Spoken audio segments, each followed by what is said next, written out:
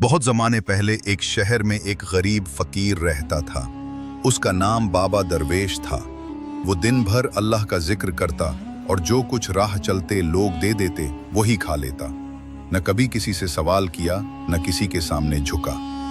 एक दिन बाबा दरवेश एक दरख्त के नीचे बैठा इबादत कर रहा था कि अचानक उसके पास एक जख्मी चिड़िया आकर गिरी।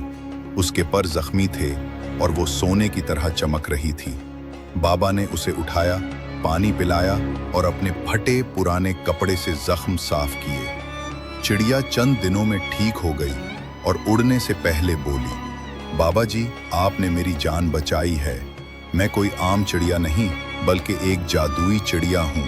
आप जो चाहें मांग लें। बाबा दरवेश मुस्कुराया और कहा, मुझे कुछ नहीं चाहिए, अल्लाह तुम्हें सलामत रखे। चिड़िया हैरान हुई और बोली, तुम दुनिया के सबसे अनमोल इंसान हो। मैं तुम्हें एक राज देती हूँ। शहर के बाहर पुराने कुएं के नीचे खजाना दफन है, मगर याद रखो वो खजाना सिर्फ इसी को मिलेगा जो लालच न करे। बाबा दरवेश ने शहर वालों को बुलाया, सबको मिलकर खजाना निकालने को कहा। लोग आए, कुआं खोदा, वाकई खजाने की बड़ी देग मिली। मगर जैसे ही देग बाहर आई, लोग आपस में लड़ने लगे। कोई कहता मेरा हिस्सा ज्यादा बनता है, कोई कहता मैंने ज्यादा खोदा है। कुछ लोगों ने बाबा दरवेश को धक्का दिया और कहा, ये फकीर तो कुछ न कर सका, खजाना हमारा है। बाबा दरवेश खामोशी से पीछे हट गया। इतने में आसमान पर अंधेरी बदली छा गई।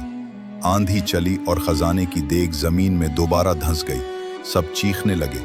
फिर चिड़िया जाहिर हुई और कहा, जिसे अल्लाह के बंदों के साथ इंसाफ नहीं आता वो खजाने के लायक नहीं होता।